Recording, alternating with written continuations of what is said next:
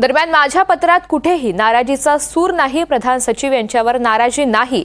अधिकारांचं विकेंद्रीकरण ही काळाची गरज असं उदय सामंत यांनी म्हटलेलं आहे. मी परत तुम्हाला हे पत्र एकदा वाचून दाखवतो. मी लावलेला अर्थ माझ्या दृष्टीने महत्वाचा आहे. लोक काय लावतात अर्थ, त्याच्याशी वैयक्तिक माझं काय म्हणणं असण्याचं काय कारण नाही. प्रत्येकाला लोकशाहीतला तो अधिकार आहे.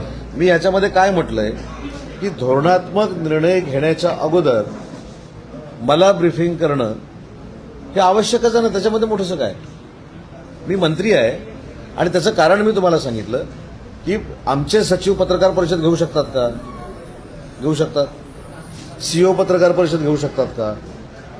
ती मंत्री म्हणून मीच घेऊ शकतो ना. मग मी पत्रकार परिषद घेत असताना माझ्या डिपार्टमेंटनं धोरणात्मक जनतेच्या हिताचे घेतलेले प्रश्न हे मला मांडता आले पाहिजेत म्हणून मला ब्रीफिंग करायचे. म्हणजे चूक काय, ह्याच्यात नाराजी काय?